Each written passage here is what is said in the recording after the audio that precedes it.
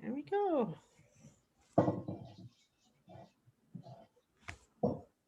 Hello, everybody coming in. We're going to give a few minutes for everybody to get settled. Somebody's raising their hand already. Oh, no, I don't want to do that. We're going to have a great program tonight. We'll get started. If you're not familiar with Zoom, you're not going to be able to see yourself, but you should be able to see us. And on your, you should be able to see this perennial report card as well. If you have questions, there is a chat at the bottom that you can tell us what your problem is and I can try to help you.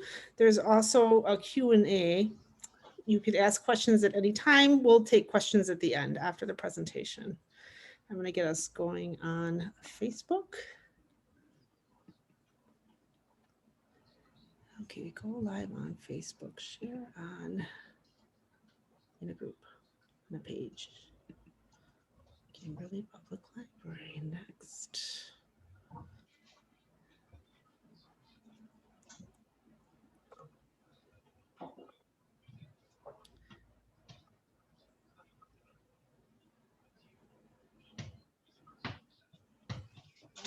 What's coming up?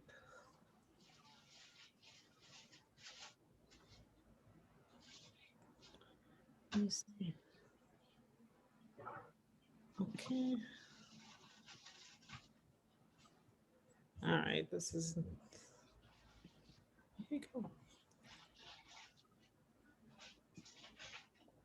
Audience setting. Gaming.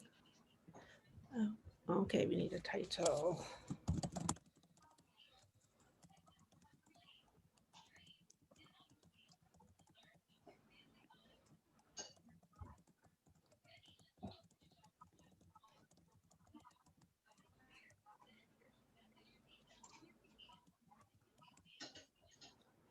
All right, that's going to go.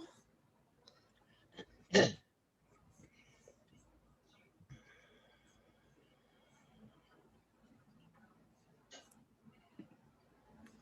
gotta get back to where I am.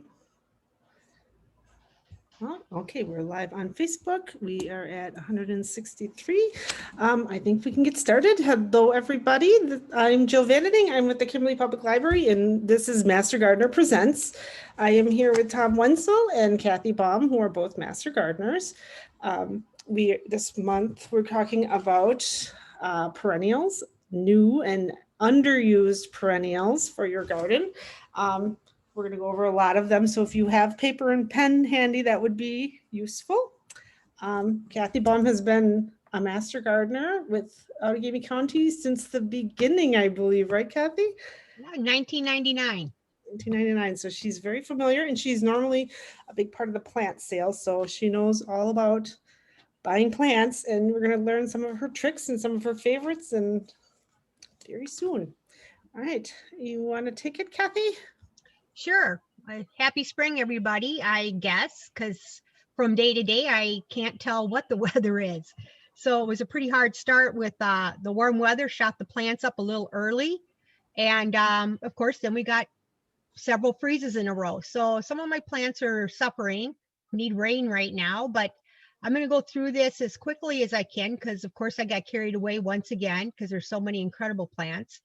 So we'll get started right away. If you have any questions, just type them in and we'll address that at the end of the presentation. So, all right. So I just wanted to show you a little spring, a little get you going on a little spring display. This was my yard several years ago. It's tons more out of control now, and I have a lot more plants. So, and I still enjoy it, and I've made several more beds since I started with this one. All right, so this was like a perennial of the year. Might have been 2 or 3 years ago. This is a great plant. It puts on a good show. Allium means onion, so it's in the onion family. There are a lot of great flowering onions, some as big as the balls of the flower heads will be like 6 to 8 inches, and this is a smaller one, but it blooms excessively, and rabbits and deer won't touch this because it's an onion. Okay, so we have Clematis ragucci. Most people are familiar with your just standard clematis that you pick up at the nursery. So what I'm going to do is encourage you through this presentation is to be just a little more adventurous. And this is a clematis that would be very hard to find in the local trade. So you'd probably have to go online and find it online to order it. I do have at the end of the program a list of some nurseries that do carry this one and other ones. But this actual clematis will actually bloom from probably June 1st until frost. Unlike other clematis that make a big show, they'll do a little bit of a sporadic bloom, but this one is just covered with blue bells the entire summer. And it has a lot of cousins. So it comes in pink and white. I mean, not ragucci itself, but other of these unique clematises. So instead of sticking with the same, 4 or 5 that we see all the time, which would be Giacomani and a few others, this would be an amazing one to have in your garden. I have like 5 of them, I believe, and because I really like them. This is another one called Icon Legend. And you can see that this is going to be on the pinkish side, also a climbing clematis, but this is only the tip of the iceberg. There are so many beautiful ones. And clematis also comes in a bush form. So instead of a climbing, I usually treat this. A lot of them can stand up pretty well on their own, but I usually treat this one with like a tomato cage so that kind of gets hidden in the foliage. But this one's just covered with blooms. And as you can see, the seed heads are just beautiful too when they're done blooming. This is one of my favorite peonies. Now I have a lot of the regular peonies, the herbaceous peonies, and this is also herbaceous, but this is a woodland peony.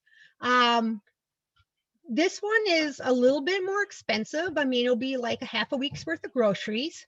So, but it'll last many, many, many years. So you'll have to find this one online. I've never seen it in a local nursery, but it's Peony obovata, and it also has a cousin that's called japonica.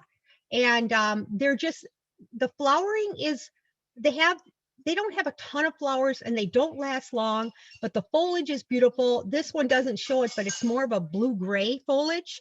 But the best part of this peony is, first of all, it'll take quite a bit of shade. And then the seed heads in the fall, they will absolutely, I have people come in my yard and they go, what is that? What is that red? And these are the seed heads. These outer petals dry as hard as a rock. So these actually look fantastic in indoor arrangements when they're done blooming now, or seeding. These blue things are the actual seeds.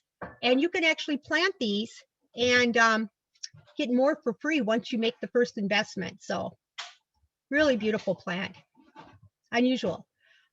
This is very popular. We do offer it at our plant sale once in a while. Unfortunately, the Wisconsin university system won't allow us to have a plant sale this year. So we're going to try to get it in for next year. They're usually it's the weekend before Mother's Day, I think, or Memorial Day. I don't know. It's in May. There will be a reference at the end of the presentation on when you can check where to check for when we're going to have the plant sale. This is a herbaceous peony that is crossed with the tree peony.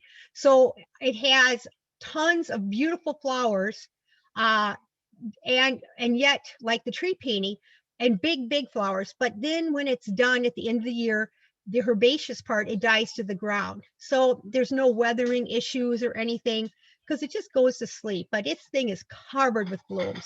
Just beautiful. A little pricier. Usually it's around the $35 range, but it'll last you for years and years in the garden. Okay, I'm going to talk about phlox just a little bit. My favorite types are the paniculatas. I think they generally seem like they have less powdery mildew. That's a big problem on phlox. That's why I say if you have a variety in your garden and it always gets powdery mildew, it's always going to. So you should dig it up and throw it out and go get one of the new varieties on the market. Or see if someone will dig up part of theirs. The ones that are coming out are absolutely stunning colors. This is a brand new variety within the last 3 years. And it's got, now they have shorter ones, every kind of pink, they got white with pink eyes. It's just absolutely beautiful. We do order several of those for our plant sale, but you can find these. They had some beautiful varieties at Honeymoon Acres. I was just there. I hadn't been for a couple years. The place is stunning. Lots of great perennials. A lot of perennials they get from the same place we do, which is Walter's Gardens. They're probably one of the Midwest's biggest supplier of perennials. This is my personal favorite. This is called Nikki. It's been around for a long time. During the day, the bloom, it's a little deeper purple than this, but this is the color during the day. And as dusk comes, it literally looks like this.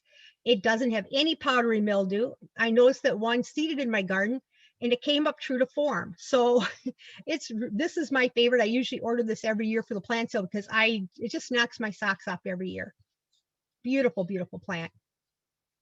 A lot of people stay away from the Achilles, which, yep, I'm always going to forget the common name. I can't remember. Anyway, Achillea. So anyway, because they used to seed all over the garden. Now I've had this one for a few years and it is very well behaved. I think that they'll take a nice, well-drained site, and it's a well-behaved plant. And it just, butterflies love this plant. It's really pretty. And usually the red color will fade a little bit. So you'll get kind of a two-tone effect on the plant. Very, very pretty. So this is a newer one within the last 5 years called Strawberry Seduction. All right, so I order these for the plant sale, not every year. I literally can't sell these. I mean, I'll order 20 and we'll be lucky if we sell 10. And yet this is the most amazing dry woodland perennial. They're not well known. They should be. They're a little harder to find. I did see that they did have a few at Honeymoon Acres. They come in loads of different colors, from purple to yellow and whites and pinks in between, two-toned, but they have really, really amazing foliage in the spring. And they kind of like, I can put them between hostas even because they're going to come up sooner. They're going to bloom early and they're going to kind of like dance or just dance in the garden. The flowers are above the foliage, but the foliage itself, here's another idea of different colors. This is the foliage in the spring and the fall. They're really amazing. And once they're established, they're super, super long-lived. Very, very beautiful plant. So look for those. And I don't understand why people aren't buying them because they are really showy and they're only about a foot tall. So in the front of the borders, always really, really pretty. And they'll take quite a bit of sun too, because I lost a tree 2 years ago and now they're in almost full sun and they're still doing great. But they will also take actually pretty deep dry shade. Okay, so I do order this here and there. This is called Heuchera Sashay, and it's Crimson Falls. And the first time I saw this plant was at the Flower Factory, which I don't think they're in business anymore. They carried the most diverse amount of perennials I've ever seen. But this is the spring color and the fall color. And then this is the flowering effect. During the summer, it's more green like this. Very, very pretty plant. It grows about maybe a foot to 18 inches, but I saw some at the Flower Factory. It was 2.5 feet tall. So I think it maybe will do well with a deeper, richer soil. Also, it will take a lot of shade. So it won't be as big in shade, but it'll still grow in relatively deep shade. Not deep. I should never say deep. Nothing likes deep shade. Partial shade. There we go. I'm not really sure what the difference between partial shade and light shade is, but I hear the terms a lot. This is Bergenia. I also order these. I can only sell half of them, but they are absolutely beautiful. The spring color is this bronzy color and the fall color is. They have really big leathery leaves with beautiful flowering in the spring. I saw somebody on the road down from me that has a whole border of them in their front yard going around a garden. They're also in our master gardeners. And it just blows me away. They're just absolutely stunning. Way underused. People should be having this in their garden. They'll take quite a bit of shade to part sun, almost full sun. Okay, so it might be the name of this plant why I can't sell it. It is also hard. I do order them. They are hard to sell. I don't think people understand them. It grows about 2.5 to 3 feet tall. It comes in white or pink, but the foliage is absolutely leathery, glossy, and if you rub your hand up the flower stalk, it's also lemony. Deer do not touch this. Rabbits don't touch it. That's one of my favorite things about it. Very, very long lived. In fact, if you plant it, you might not be able to move it within the next, maybe after about 2 years, it'd be difficult to move. It's taprooted. So put it where you want it and leave it. It'll take part shade to full sun. Absolutely beautiful plant. Hard to find in the trade because it's actually hard to grow in a pot, but it's out there. It's at our plant sale every year, just not this year. Okay, this is it in Tammy Borden's garden. Absolutely beautiful as a backdrop. And you can see she's got quite a bit of shade cover here. Hey, so you don't always get an opportunity to see such a stunning plant that can grow in sun or shade. Okay, this is the other thing about the plant I love. So I absolutely love these flower heads. They're real leathery and they stay on till fall. And actually, I think these would be great to be brought in the house, dry them upside down and bring them in the house in flower arrangements. So this plant is just amazing. And that's another thing. Not every plant can have this stunning characteristic, but I really like something. I try to look for 3 seasons of interest, and that's difficult to find, but this plant offers that. Okay, this grass is a little harder to find, but you can Google something. You can Google anything and find it on the web. This is called Morningstar Sedge, Carex grayi, and it gets about a foot tall, but it has these adorable seed heads on them. And this one will take a lot of shade. It'll go from sun to shade also. Once again, it's going to be beautiful and grassy looking in the spring. These seed heads will come on, they'll stay on. And also it'll last till fall. So I really enjoy that kind of plant. This is Bronner Botanical Gardens, and this is Carex grayi right here. So, and you can see how they've combined it with other plants that will enjoy shade. There's a Hosta, Hosta, can't say Hosta enough. This is a Ligularia here, another shade-loving plant. Beautiful combination of plants. Okay, so there's a lot of Ligularias on the market, but my absolute favorite is Britt Marie Crawford. This one is the darkest purple. These plants, Ligularias, tend to, the more sun they get, the redder they're going to stay, like really deep red like this. They will take shade to almost full sun, but if you're in full sun, this plant will enjoy a lot more water. So I consider this plant to be my flag plant in the garden. And what I mean by that is that when it starts getting dry, it'll start collapsing. It'll kind of wilt over. Now, if it stands back up at night, I don't water yet, but if it doesn't come back up at night and it's still wilted, then you need to water your whole garden. So, but beautiful plant and also gorgeous flowering habit. So you can see when I'm looking at these to purchase them, I flip the leaf back and make sure I'm getting the ones with the darkest red on the underside of the leaf, because then it's going to be a darker red. Okay, Lilium martigons. These are a little bit pricier for the bulbs. I found a pretty good deal. I think the cheapest place I found them was Bluestone Perennials. I ordered quite a few in last year, the year before.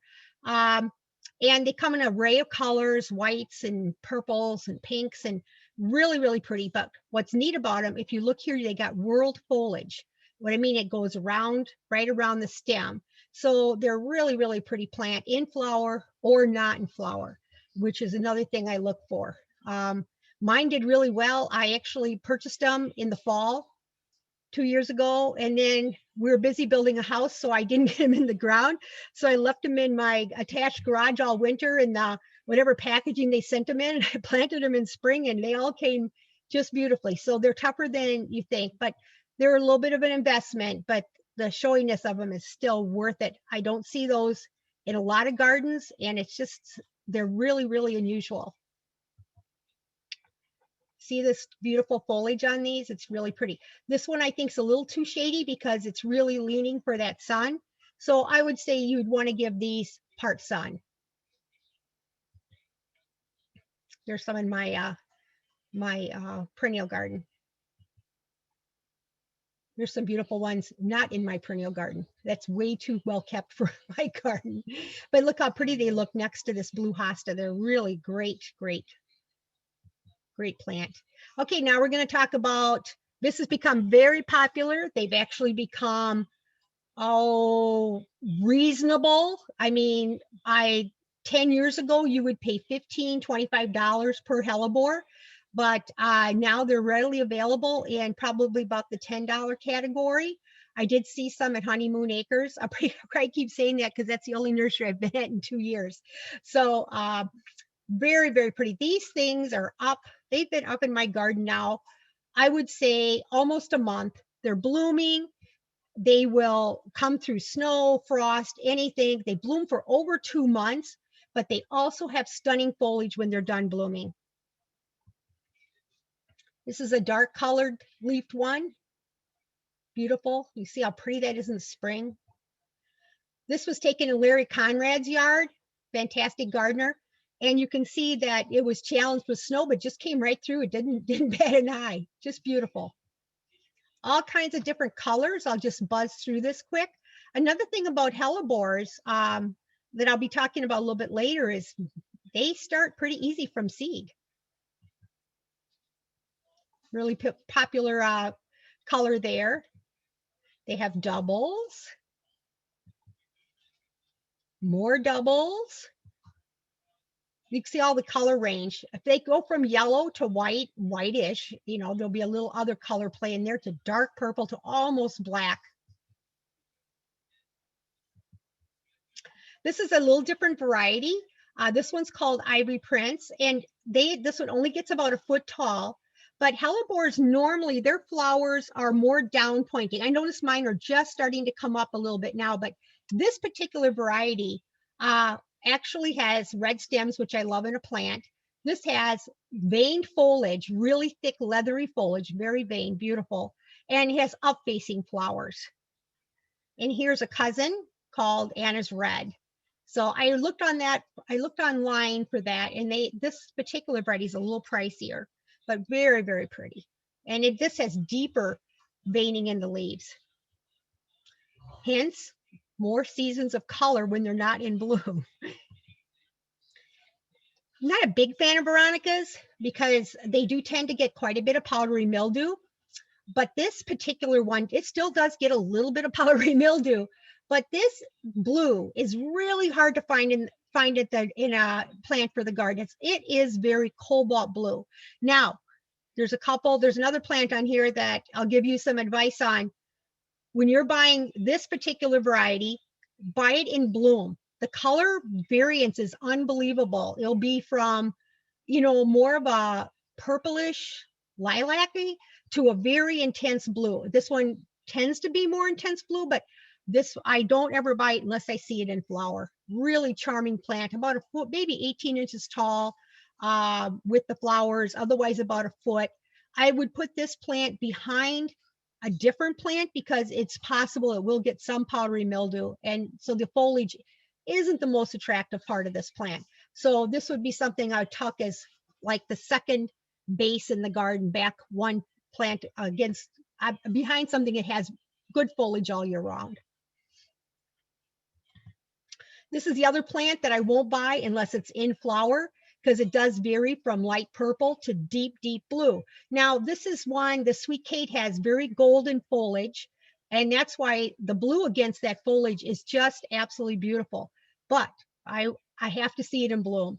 Transcantias can be a little messy looking, but if you trim them back, they actually look like carex or grass in your garden. So I think that they have such a beautiful punch of color, but they really, really, really still look good after you should be trimming the flower heads off. They can seed a little bit, and now they came up with so many beautiful colors for this Transcantia or spiderwort. Really pretty plant. I don't see this one too much. I think you could Google it and find it. We carried it 1 year. I think it was an introduction maybe from Terra Nova Nurseries, but it's a campanula, and the campanulas can be naughty because they do tend to seed a little bit. You know, campanula is like ladybells, which is very invasive and creepy, but this one, I've never seen anything like it. That's why I left it on the PowerPoint, because this got such a unique flowering habit.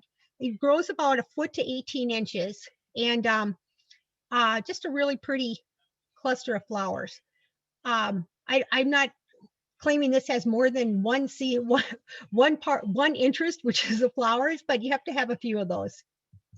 This is it in full bloom. So, and I don't think campanula foliage is really that unattractive. I still think it makes a nice front of the garden border. Okay, and now we have Actaea simplex. This used to be Semisafuga, but somebody must have noticed that it looks a lot like bangberry in the forest, so which is also an Actaea. So so this is hybridized out of a woodland plant. It has once again, the more sun it gets, the darker colored the foliage will be. But it is a tall plant. It'll get about 2.5 to 3 feet tall, just the foliage. And then these seed heads will be another up to 2 feet tall. So it's really stunning. It adds a lot of interest, especially if you're combining it with some golds in front like that. It's really pretty. This one's, I think these are really super hardy. And this is the seed heads that I took in my garden when we had like 2 feet of snow. So, and it just, I don't know, I've also dried those and brought them in the house. And so to me, that's 3 seasons of interest. So, I mean, not 3 seasons, three different looks to it during the growing season. Now we're going to talk about heucheras because everybody loves them, but they're a little tricky to grow well. Native heuchera is found in New England, and it likes to grow on rock cliffs. So it doesn't need a lot of soil, but what does this tell you when you're looking at it? It loves great drainage. I mean, it's on a rock. So that, with knowing that information, it's going to help you understand where to put this plant. Comes in a variety of colors. I mean, they're just absolutely beautiful. And they're fantastic front of the border plants. And once established, I think they do very, very well. The secret is that when you go to plant them, if you make that crown too high, if it's in the ground, and that crown should be right above the soil line. If it's out of the soil line too high, it does dry up during the winter. So it gets desiccated during winter months. But if it's too low, it's going to be too wet and it's going to rot. So a little fussier when planting, but once you do, they're just absolutely stunning. So this was one of the first ones we saw to the market, called Purple Palace. Still a really hardy heuchera, which people are going, oh, that's just Purple Palace. But Purple Palace to me is one of the hardiest ones there are. And it gets about maybe 18 inches to 2 feet tall. And this will go in quite a bit of shade and still be happy in shade. But I think most heucheras do better in really full sun, but they will take part sun if you must. They will tolerate that quite well. But just keep them high and dry. I mean, you don't want to put it in a wet part of your garden or part of the garden that doesn't dry out, because they won't make it. These are some of my favorites that I absolutely love. This one's Frosted Violet. You can see how pretty this is. It is really frosty on type, but it's got such a dark leaf back. So very pretty in the garden. You still can get this in the market. It's one of my favorites because, and this one has lived for me and I usually kill these pretty well, but this one's been really hardy for me. And I think a lot of it's because I have more of a shady garden. This is called Sashay. I always want to call it Sashay, but this looks like a begonia. I mean, a houseplant begonia. It's really beautiful heuchera. Unusual too. And these are, they're getting into a lot of yellow leaves with the dark red veining, and it's just a really pretty combination. Berry smoothies, very popular because you can see the dark veining amongst that light color berry. These are just some of my favorites. And they come out with 5 or 6 new ones every year. This was a really unusual one. I haven't seen it around as much, but I think you could find it if you Googled it. And this is Midnight Rose. It's got a lot of light pink speckling on the leaves. This was really popular. It's very ruffled, kind of like Sashay, except for that it's more in the pinks and dark umber color there, like orangey. Georgia peach is a great grower, really big plant. I mean, this one will get 24 inches across and minimally, probably, I would say 15 to 18 inches. Nice big leaves on this one. Okay, so let's go back one. I want to show you something. Beautiful foliage. Yuck. Look at those flower heads. Those are not good at all. So this next one, pardon me. This next one, first they were breeding for only color. That's the only thing they were looking at is all the different colors. But now they finally started putting it together. They're coming up with beautiful foliage and now great flowering habit. The old varieties flowered absolutely phenomenal, but they just weren't that great looking. They didn't have a lot of variety. They mostly tended to be very, very green. But this one has great foliage and great flowering habit. Now this is a variety called Heuchera. Now this is a cross between a Heuchera, the coral bill I just showed you, and Terriella, which is a really cool woodland plant. So, but now look what they're doing with these. I mean, still the flowering habit isn't that great, but who cares? Look at the color on that with the red veining. It's just beautiful. This is another one, Heuchera, called Golden Zebra. Now these are going to take the same kind of culture as a regular Heuchera. This one's Sweet Tea, and it literally does look like that. Okay, and then they came up with another new Heuchera. This is another one of my absolute favorites because this is the very first one that trails. See how it's trailing down the side of the pot? And one of my dear gardening friends got one at our Master Gardener plant sale, and she put it in a pot, and it trailed all the way down onto her soil, and it rooted every place it touched, it rooted. So now she has it just meandering through her gardens. It's absolutely beautiful, but it does well in pots also. Okay, so I'm not big on agastaches because these are really naughty. These will literally, you have to be good about deadheading. These will literally seed themselves in quite a few areas. So, but this is one of my favorite perennial books is by Tracy DeSabo Ost. It's probably the best perennial book. If you Google Tracy DeSabo Ost and perennials, you'll find this book. But I think this is one of the best books ever written about perennials. And this is one of her very favorite perennial plants to use in landscaping. The thing about this though is that it will be so covered with pollinators. The whole plant will be colored with flies and bees and everything you can imagine. It's a great plant for bringing in pollinators and feeding pollinators.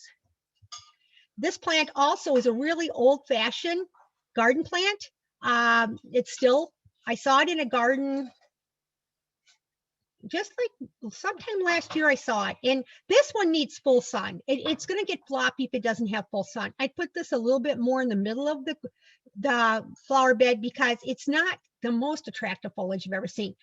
Great pollinator. This will be covered with butterflies and bees, and just like the agastache that will be just absolutely covered.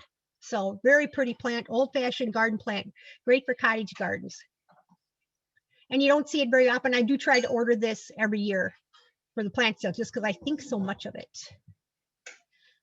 Okay, so this was Perennial of the Year in 2007, and this is a Nepeta, which is a catmint.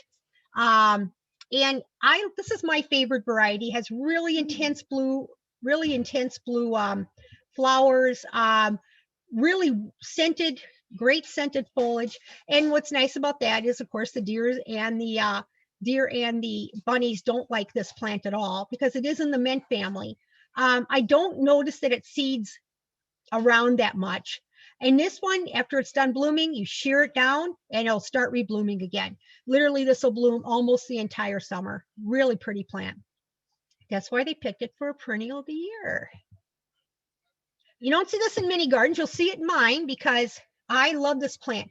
You see it's got this dark purple stems, which I think looks super cool. Really, really pretty, like dancing type flowers. This will get 4 to 5 feet tall. The stems are relatively sturdy because they have to be for windy days. So they do really well. This one doesn't seed around for me, but I know I've had another kind that has seeded around and I pull them out constantly. So this particular one is the one I'd recommend, which is Meadow Rue. So something in the back of the border because it's going to get really tall, but it just is light, airy, beautiful, small florets. Very, very pretty plant. Oh, and I can't say enough great things about Baptisias. So they have so many different colors. They've done tons of hybridizing on this plant. This is also a back of the border plant. It's going to get 4 to 5 feet tall, especially with the flower heads on it. But look at all the different colors. They usually have, they're usually bicolored with like a yellow, and this one is more of a yellow and burgundy. They have one called Purple Smoke. And the foliage on these is a really beautiful, clean, no disease, like a real, like a gray blue foliage, really unusual color for the garden. Looks great in the back of a border. And they also just hybridized this and really just a shocking yellow called Lemon Meringue. They all have the same qualities. This one's called Solar Flare because it starts out as the flowers age, then they turn like a mauve color. And it looks absolutely beautiful with the salvia in the background. Same plant. This one's Cherries Jubilee. That's stunning. Okay, so if you're going to go with dianthus, this is a very low growing plant. This is my favorite one. This was perennial of the year, maybe like in 2001 or 5 or something. I don't remember, but it has this really stunning gray, really gray blue foliage. So it looks good after it's done blooming. Some of them don't, but this has a nice thick foliage that thickens up. And this color and this pink color is just absolutely stunning. My daughter has this in her yard and it just stops me in my tracks. Of course, that's not hard to do if I see a plant. You don't see this too much. This is called Helenium Red Jewel. I'm not crazy about the foliage of this plant, but what I like about it is that as the flowers come up and then they start fading, you'll have 3 or 4 different tones, hues in the same color family on this plant. Very pretty. I'd probably put this in the middle of the border. It blooms for quite a while. It's really, really pretty, hard to find, but well worth growing.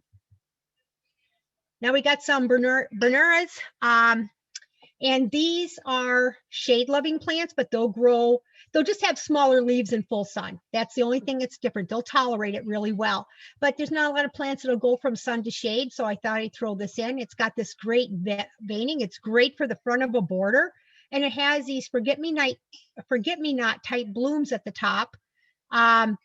So very, very pretty, but it looks good all year because it has really beautiful foliage. It also comes in a variety called Variegata. I think this one is it this one? They tend to revert sometimes to all green, and you just want to make sure that you get down there with the scissors at the base and cut that back, because everything's always going to try to revert to green, and it's because it makes more chlorophyll, and it's a survival mechanism for the plant. But these are really hardy. This was my favorite, called King's Ransom, because it has both worlds. It has the veining, it's light gray, and it's got the border on it, the variegated border. So beautiful garden worthy plants.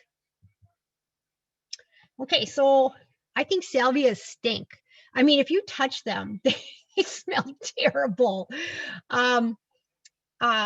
Yeah, the foliage is clean. It's very clean looking. It's really great. But the only salvia I'll buy is this Cardana. And the reason is because it's really phenomenal in bloom, very, very pretty, but has red brackets. So what that means is that there's a bracket that holds the flower petals. And when this one's done blooming, it still looks great because it looks even darker red because the brackets stay on. So, and if you do trim it, it will rebloom again. Obviously the deer and rabbits hate it because I think the smell is disgusting, but you won't smell it unless you rub your hand on it. And then I dare you to do that several times.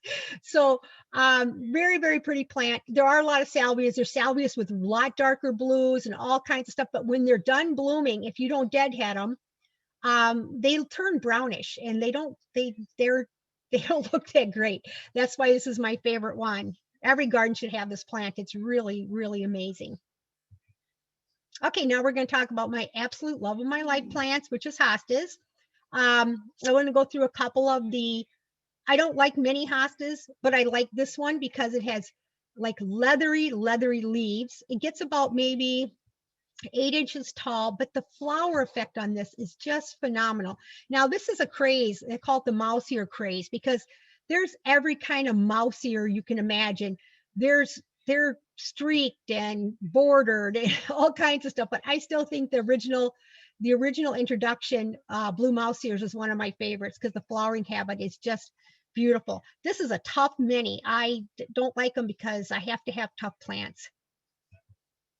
So this is a cousin of it called church mouse. See, slightly different, a little wavy, just a little different. So, but there's like 50, there must be, well, 50 is too much. I'm exaggerating. There's probably like 25 mouse cultivars. So, okay, so this plant is just a hosta garden, obviously. So, but this one is called Spilt Milk. And this is one of the original from way back when this one first came on the market. You couldn't probably buy this for under $1,000. It was very unique. It's a sport of probably elegans, which is one of the original big blue hostas, but it had this streaking in it. Not easy to see, but here's the streaking pattern. This is the only stable streaked hosta that I know of. Now you can get it for $12. So I guess the lesson learned there is, waiting is better. So anyway, one of the ladies I used to buy hostas from, she was the president of the Green and Gold Hosta Society. She was just the sweetest lady. And she would have plant sales almost every year, and she would give garden tours. And she was one of the crazy people that spent quite a bit of money on this hosta. And sure enough, she went out one morning and noticed that someone had come in at night and dug her plant up, and they stole her plant. So that's kind of creepy, but it's a beautiful plant. Okay, so I'm just going to run through real quick some of my favorite hostas. Now, this one's called Cathedral Windows, and the claim to fame for this is it has a beautiful flowering habit, but they are fragrant flowers. This one is just beautiful. It has a spreading habit, easy to find in the trade. I always think that the most popular hostas should be ones that you can identify from 10 or 15 feet away. And this is one that I can walk in a garden and say, oh, you have Earth Angel. This one I love because it's really one of the bluest hostas I've ever seen. Grows about maybe 14 inches tall. Also has fragrant flowers. Really beautiful small hosta. This is the most popular hosta there is. This is called June. You could put this 4 places in your garden, not all in a row, but in different places in your garden. And every one of these will look slightly different. They're really, really hardy, tough plant, thick leaved, so slugs aren't as big of a problem. This is just a beautiful arching plant. It's called Niagara Falls. It will get 3 feet tall, maybe 4 feet wide. So it's a little bit of a real estate eater, but well worth it. Light rippled leaves, very, very pronounced veining, really pretty hosta. And then this is its cousin. This is a hybrid off of that one I just showed you called Bridal Falls. So what they did is this one sported. They called sporting, where you have an original plant and then I'll send out a leaf that will have this look to it. And then they separate that off, and then they call it a completely different plant, but it's off the same one. So it has the same gorgeous habit. The only thing about this one that I sometimes get a little upset with is if you grow this in too much sun, it does get a little bit of a tattered white edge, because the white edge is not going to be near as tough as the all green part for obvious reasons, because it doesn't have as much chlorophyll. So the leaf isn't as thick on the edge. Okay, this was the largest hosta on the market, very super popular, but I was going to show you a little something about looking at tags. When you look at tags on hostas, here's this man who hybridizes hosta, and I'm hoping he's short because that's a huge hosta. But I also have this hosta in my garden because, of course, it was new to the market, so I had to have it. So this is mine in my garden. Here's my husband. He doesn't even like hostas, but he said he would take this photo shoot for me. So this is what it looks like in the photo with that man looking at his hybridized hosta. And now the hosta is getting smaller, and now that's the correct size. So I'm saying that when you look on the tags, sometimes they exaggerate on those tags. So so you have to be wary that, you know, when he shows you a picture and they have like the most beautiful, deepest red, they took that at the most perfect time of the year. They took that with the shortest man possible. So anyway, so the tags sometimes exaggerate the qualities of the plant. So okay, this hosta is hard to grow, but I just want to show you these literally, you can almost make a purse with these leaves. These leaves are so thick. And that's why it's harder to grow too. I mean, it's got more chromosomes than most plants will have. So, I mean, most hostas. So, but slugs will not touch that hosta. It's really, that would be a tough meal for them. This is another thick leafed hosta, very pretty. This was probably hosta of the year at some point. Okay, so now I was going to talk to you about what keeps me going during the winter. This is in my sunroom. I started 500 hosta seeds this year. I take different crosses. I cross some. I buy some seeds online, and then other ones I am out manipulating my plants by cross. I mean, I take the hosta stamen off of one hosta like the characteristics for, and then I put it on the pistil of another hosta that I like the characteristics for, and then I collect the seed in fall, and I started 500 hosta plants this year. So I watch them, I pot them up. I don't plant them in the garden for about up to 3 to 5 years because I want to see if they have any great characteristics. I end up, if you start 500 hostas, if you just want hostas, they're going to grow and you can put them anywhere in your garden if you just want cheap, free hostas. But if you're looking for certain characteristics, after starting 500, I'll probably end up with keeping 10 of these. So because most of them are just not going to have good qualities, but it's still a fun project for the winter. I usually start them probably about 2 weeks before Christmas, and then keep growing them until I see if I like them or not. The other thing, some other really great things is you can actually hybridize peonies and start your seeds in the house in the winter. Daylilies, huge for daylilies for cross-pollinating. If you collect the seeds, you can start daylilies. And hellebores, you can start hellebores you can cross them yourself in the garden, or you can just pick the seeds and see if the bees did some magic. So there's a lot of plants that you can make more plants with. This is me growing them for a couple years on my hay wagon to see if I like them. This is also I consider this a gardening style. So, okay, we'll go through Monardas really quick. This is a Monarda that was discovered at the nursery down by Madison that I said just closed. I can't remember now. This is called Purple Rooster. It has become available in the market because this literally has the most beautiful purple color, but it doesn't get powdery mildew. So I love this plant. So, and I think that Monardas or bee balms are really fun to have in the garden. And bees love them, and other pollinators, everything. Hummingbirds love them. Now they've been doing a lot of hybridizing, and this one is actually short, and it only gets to be about maybe 18 inches tall. So that Purple Rooster minimally gets 3 feet tall. This is a new one called My Cherise. Very, very beautiful, intense color. And this is a new series called the Sugar Buzz series. And so this one's called pink frosting. And they have a lot of derivatives up of this. They got blue frosting, pink frosting, all different kinds. So you're going to see a lot of different Monardas. Okay, so everybody's afraid of these. These are hardy lady slippers. They come in an amazing amount of colors. They are called hardy, but these will be a week's worth of groceries per plant, but they increase well and they're unusual. They actually are, I don't know if this particular one, but they are actually native Wisconsin plants. So, they will put up with our cold weather.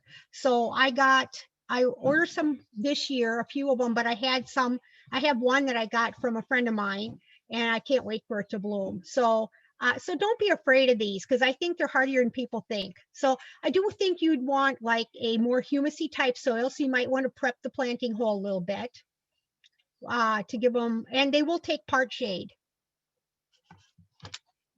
Oh, the computer almost went off. Hold on. Okay, now this is another one that I'm thinking I'm going to order this year. This is called Fluffy Fluffy. So this is a grass orchid. This is hardy to zone 5A. So I'm not afraid to order that, but look at the black stems. That is just amazing. So don't be afraid of them. They're an investment. There's no doubt. So, but you know, it's really, when you go out for dinner and a few drinks, it won't be more money than that. So Rodgersia, I don't think that's that easy to find. I usually try to order it for the plant sale when we have it. This is kind of a member of the rhubarb family. This is absolutely what the spring coloring looks like. Plus it flowers, and it has beautiful fall coloring. It has these divided pinnate leaves, they call them, where there's like 5-finger leaves or whatever. But it's really, this can get 3 to 4 feet tall. It can get 3 to 4 feet wide if it loves the conditions. It does like part shade, but it'll be darker and a little more sunlight. Here's the flowers on it. Okay, and this is Esteboldes tuberularis, and I have 3 of these. I usually order these for the plant sale too. They're hard to find, but the leaves will be like, maybe a foot across, maybe 18 inches across. The best example I've ever seen is in one of our master gardeners' gardens. It's Gail Clearwater's, and she has just a stunning specimen in her garden. Very, very pretty. Has flowers, but it's mostly about the foliage with this plant. I would give this one part sun and lots of water. This is my favorite leucanthemum, which is Shasta Daisy. The reason I like this one is because it has very, very thick stems, because Shasta Daisies, taller ones, tend to flop. So keep in mind when you're buying a Shasta Daisy, you might want to look for Becky. I still notice it does get a little bit of the black spots on it, but it's still, put it in the back of the border and it'll still be really pretty. Okay, so this is Sonio Tabernae Montana. I have 2 specimens of this in my garden. They're really, really, really show-stopping, but they have beautiful foliage. They have really pretty flowers too, like really blue, sky blue flowers in the spring or summer, like maybe June, around the middle of June. But they have beautiful, beautiful fall color. So this one will get 4 to 5 feet tall, but it's just, long-lived, absolutely no problems with this. I never see any no insect damage or anything. This is where I first learned about it. This was Plantscaper's nursery. I think he retired, but his son still runs it. This is outside of Green Bay. His specimen was just huge. He's the one who taught me about it and talked me into it, and he was right. It's absolutely beautiful. This is a shorter version of Ensomnia called Blue Ice. This was actually picked by the Chicago Botanical Gardens trials, a lot of different perennials. And this is one of their selections of Ensomnia. Now, this will actually bloom for quite a while, has really clean foliage, but this one's only going to get about 18 inches to 2 feet tall. There's a lot of geraniums, perennial geraniums out there. This is my favorite because it blooms the entire summer, never stops blooming. A lot of them put on a big flower show at the beginning of summer, and then maybe sporadically but this one will actually weave itself up between taller plants. It's very pretty. And then these are the lots of different types of the ferns that you can get. This is these are lady ferns, which are really hardy here in Wisconsin. And so these are hybridized off of lady ferns, and they are coming just a different array of colors, very hardy, very pretty in the garden. These will take at least a half a day sun, if not more, and shade too. Maybe about 18 inches tall. Okay, so now we're going to talk about echinaceas. So they have a lot of different varieties of them, loads of different colors, lots of different styles. But the thing about them is that some of them revert. So what I've done is taken the Chicago Botanical Gardens recommendations for, these are the ones that they recommend that really stay true to form, have good flowering, they have tough stems. I mean, really pretty cone flowers. There's one called Milkshake. So you can see that these have the little pom-poms on them, and with the petals that are downward facing. So here it is in bush form. Not just, this one's called Marmalade. This did well in their trials. It's another pom-pom form. Firebird. Love the cone on that. This is my absolute favorite, and this is relatively long lived in my garden. I think I've had it for 5 years now, and it's called Hot Papaya. And it is also, it seems like there's a theme here. The pom-pom types seem to be a little bit hardier. Pink Double Delight. Sunrise. Okay, so those are the ones that Chicago Botanical Gardens recommended. This is another recommendation from them called GM Mai Tai. Now, what's cool about GMs is they have these dancing flowers above the foliage, but you can plant these in the front of a border because the foliage is attractive enough to be, once you cut these stems down, it's attractive enough to be a ground cover. So that's what I like about that is, once again, you know, not just that one flush with the flowers, but looks good all summer. So there's loads of different grasses out there, but this is a stunner. And this has been around for a long time.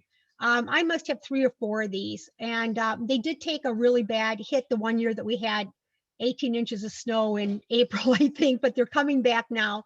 A mature Machanthus will stop you dead in your tracks in a garden. It really makes a statement. Of course, it's back of the border type plant, but it's still really, really beautiful.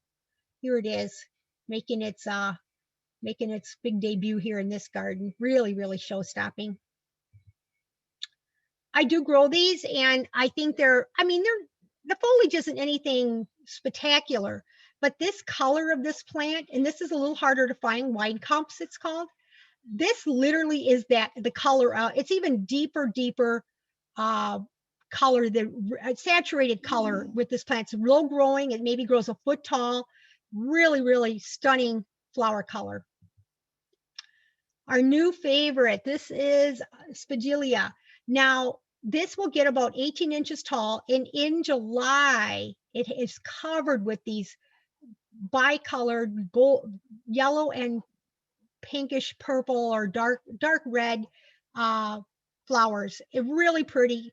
Foliage is nice. I wouldn't say it's beautiful all through the summer, but it is well worth growing, and they are becoming a lot more available now. I try to order those every year. And this is out of Larry Conrad's garden. I wanted to talk about Larry for a minute. This is Japanese wood poppies. So Larry grows, he has probably, to me, one of the best private botanical gardens I've ever seen. He does open his gardens up 2 or 3 times a year. He's going to have open gardens. He's in El Dorado, Wisconsin. So maybe it's an hour drive. I don't really know. I've been there several times, but so I highly recommend following Larry Conrad on Facebook.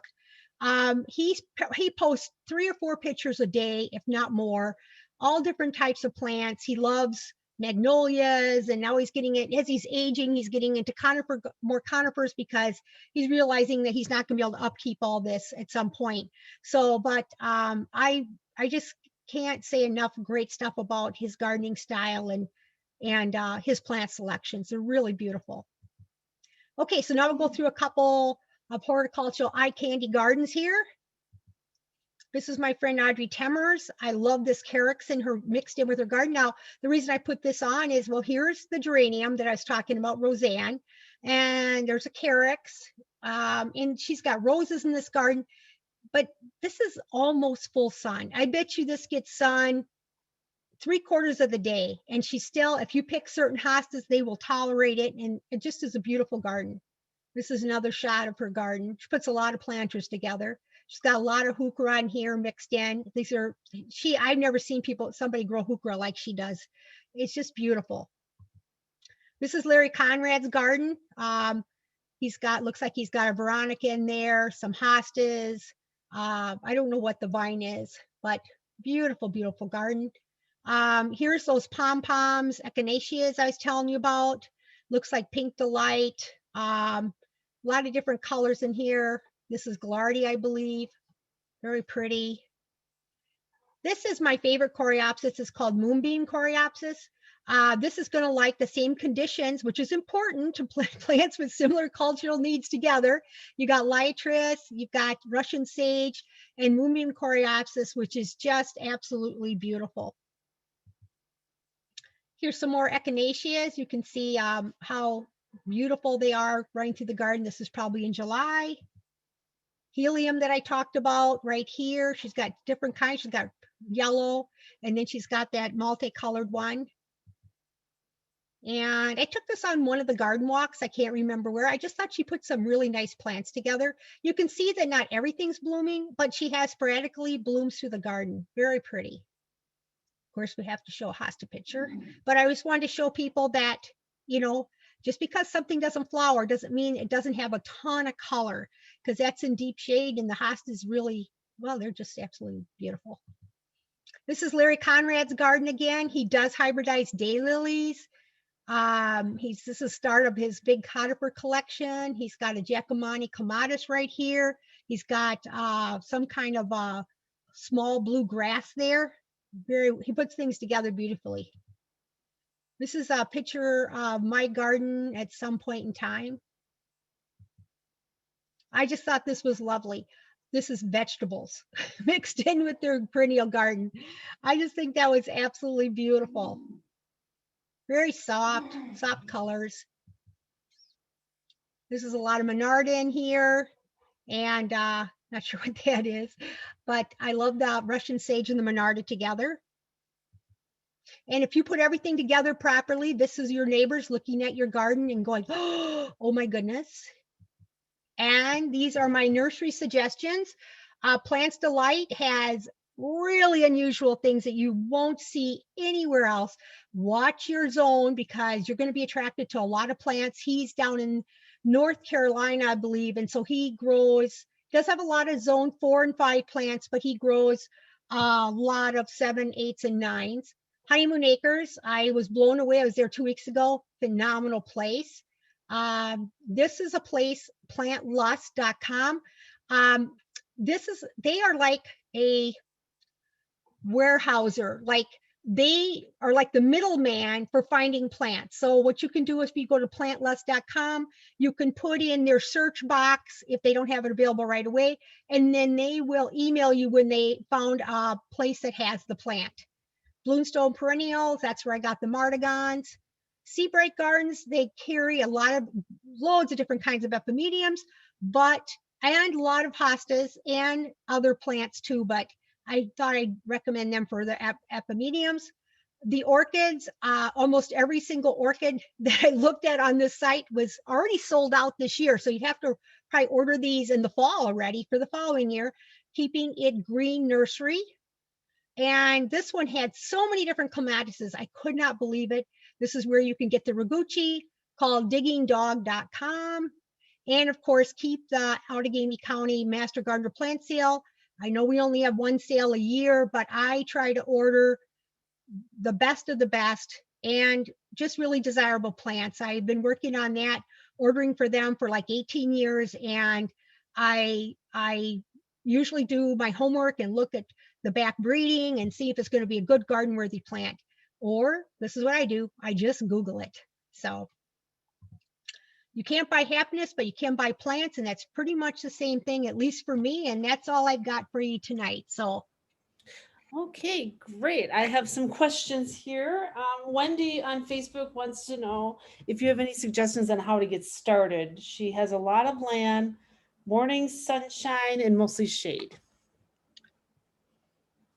well, I would mostly shade. She has morning. If you're going to grow something in the shade, morning light is the best there is. So actually, she's got great conditions for hostas, heucheras. She could probably grow that Rodgersia clematis. There are a lot of plants on there. Some of the plants I have descriptions of, but I think Googling them is the best way to do it. If she, there's just the list goes on and on. I guess if I were her, I would actually just Google shade loving plants. And the other thing is, if she has a woodland, she's going to have to be a little careful because trees don't like their roots disturbed. So don't put a raised bed around the roots of those trees. You can plant a lot of these plants within the trees, but you're going to have to watch the watering because the first things to take the water are the trees. So, but there are some epimediums love that kind of culture. So I would just tell her to be careful. You don't want to cover up any of that with cardboard to kill the grass because you're going to keep the trees from getting water also. I'm not a big fan of covering things with cardboard unless you do it in the fall.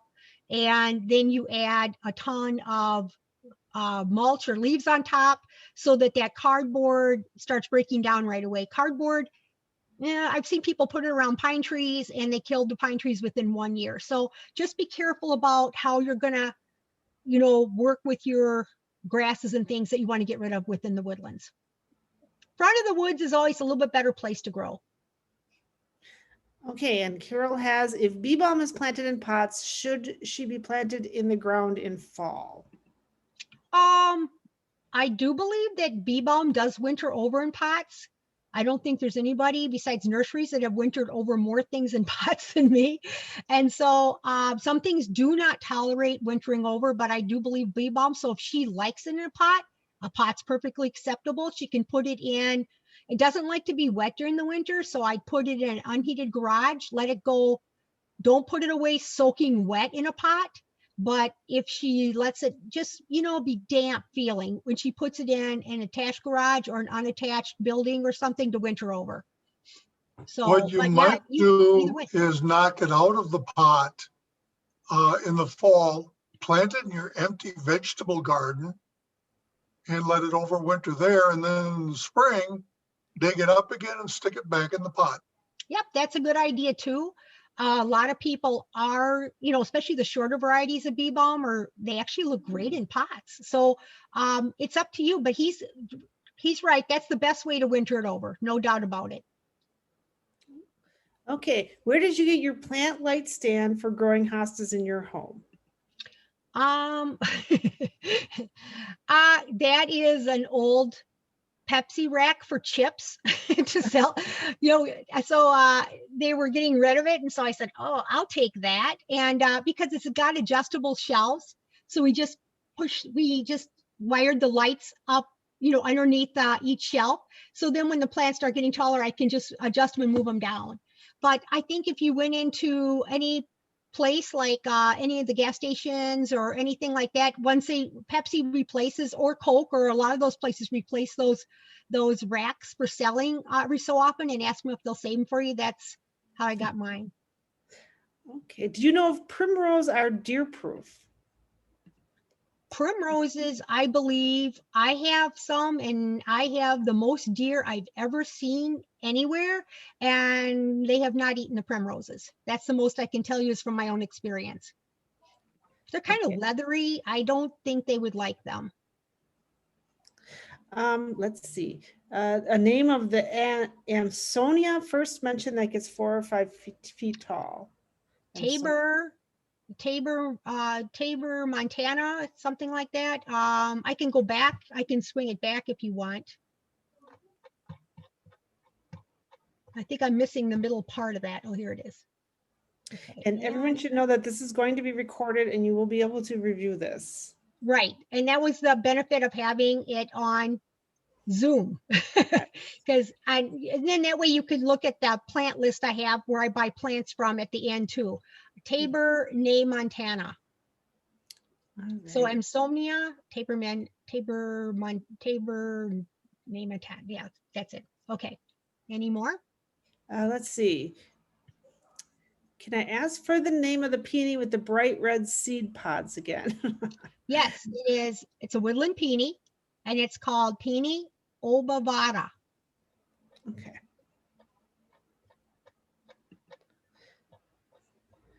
What are the best perennials for sandy soil? Yeah, that's I think Heucheras would love it because it's well drained. There it is. That's it right there. I think it's a well drained. I mean, to me, the best thing to do for when you have a sandy soil, if you want to have a relatively decent garden, I mean, your coneflowers, anything that doesn't have to have a ton of water will accept something well drained would be fine. But to me, I would actually be probably either putting compost on top, some rich soil on top, and then I don't mix it in, I just leave it on top. And then you could grow almost anything, but you're going to have to give it a lot more water. It's just so well drained. So you're going to have to water it.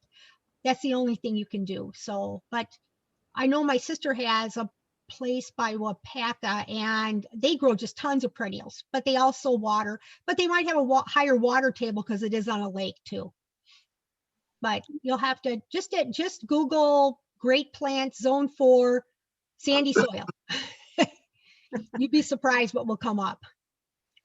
Okay. I'm losing my tree this year. What can I do to save my blue hostas? Well, I've seen people build arbors over them. So literally, I think that you might either have to move them. They are going to burn. There's no doubt about it. The bluer, the bigger the leaf, the bluer the hosta, the more likely it's going to burn. Just because the larger leaf is going to transpire water much faster. And with that, the heat of the sun hitting that, it'll tolerate it through spring. And then probably about July or August, if it's really dry, it's going to be pretty tattered looking. I've seen people put, until they can get a tree going, they put some umbrella stands out there, the ones you put in your tables, for your umbrella in your patio tables. They take those and put those around till you can temporarily get a different tree coming in. I know one friend of mine who has a beautiful garden. The neighbors didn't tell her, they cut down a huge maple tree right on the edge of the property that was giving her all her shade. And her husband and her put an arbor up in one weekend. So, and then what she did is she took one of those bamboo type fencing things and just rolled it out over the top. So of the arbor. So you're just going to have to think of how to shade them, or you're going to have to move them. What I would do is I'd watch them this year and see how tolerant they are. You might try the umbrellas if they start burning. So that's the only instant thing I can think of. So. All right, this one, Tom, you might be able to answer. Somebody's asking about getting on an email list, so they know when the plant sale is. And I'm thinking the best thing for them would be getting on the Master Gardener email list. How would someone I do have the Master Gardener website on my presentation at the very end, and they can go on that website and get a lot of information. Tom has even a place there where you can ask gardening questions, and he answers those gardening questions for people. It was called Plant Doctor or something. Tom, what do you call Gardener SOS? Gardener SOS. So that site, and it's on the PowerPoint at the very end. That site has a lot of great information, and then that will tell you when the proposed date for next year is for our plant sale. Yeah, if you send an email to gardenersos@outagamy.org, I can have you put on the Master Gardener email list. And so you'll get notification of all our events. Okay, great. What are the best conditions for planting clematis? Clematis. Well, you'll have to, I would look at the site that carries them and they'll tell you how much shade they're going to take. Clematises will flower more than full sun and they'll take full sun, but they'll also do just fine with a half a day of sun. So morning sun would be, well, for clematis, I don't think it matters if it's morning or afternoon sun. For some shade loving perennials, the morning sun's better because after noon sun becomes so hot. But honestly, I have them in part sun, full sun, part shade, and they're going to flower according to how much light you give them. The more light you give them, the more flowers they will have, but they'll still survive, just not deep shade. Nothing, there isn't a plant I showed you that likes deep shade. None of them, not one. Okay, let's see. Can you recommend some plants for the east side of a house? That would be morning sun, like you said was good. That would be morning sun. So hostas, geez, the woodland peony would be great. Any of the epimediums, really almost a lot of the plants are going to be very shade tolerant. So I guess that I think Shasta daisies would struggle. I wouldn't use those. The Helenium I wouldn't use, but a lot of the other plants you're going to be able to use. So that's usually strong morning light and plants love that. Okay, I have a Bartzella peony that has never bloomed. I've had it for 3 or 4 years. Same with me. Bartzella never bloomed either. My daughter has one that is covered in blooms. The only thing I can tell you is that I actually thought that the depth of planting, how deep you plant it, can determine how many blooms you're going to have. So, or light conditions.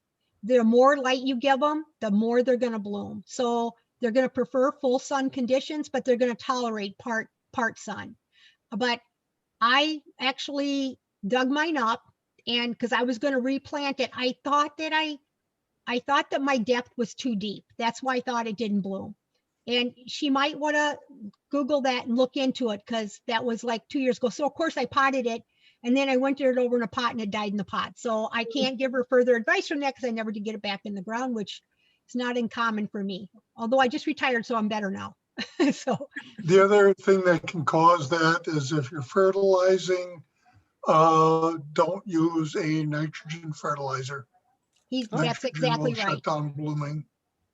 Good idea, Tom. Okay, someone's got all these wonderful species you have in your garden. How many of each plant do you use so that it doesn't appear to be a garden on a single specimen plant? Depends on the price. Obviously, if it's $50, I'm going to buy one and then hope for seeding. So yeah, I like to plant in my planting style. A lot of people like to plant in drifts, but I like to plant in repeats where I'll have, the garden will have one on one side of the garden, one kind of in the middle and one on the other side. So your eye follows that color.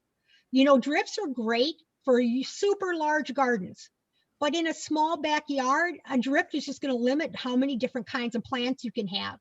And to me, planting a lot of different kinds, that's gardening, where to me, drifts are for landscapes. That's what, to me, the difference is. And they are two distinct type things. I've taken a lot of landscape courses and then I just do gardening. And I like cottage style gardening, but I do think if you have a larger bed and you want people to that color to follow through, then I would probably get a minimum of 3, but I don't put them all together. I kind of spread them out a little bit just so that's my style. There are it's 2 different types of gardening. Well, keep in mind that master gardeners tend to be plant hoards and collectors. Right, they're gardeners. As many different plants as we can get. A lot of people will do a landscaping in their front yard and they'll garden in their backyard. And because it gives you a formality in the front and then you can just go crazy in the back. So that's what I notice when I drive around. And I'm driving around looking at gardens all the time. So sounds like a garden mullet. Yes, exactly. Couple Helleborus questions. Someone bought one last plant sale in 2020, which wasn't sure we didn't have one, did we? Or maybe. They're No, coming- we did have one, but it was just with master gardeners because we weren't allowed to sell to the public.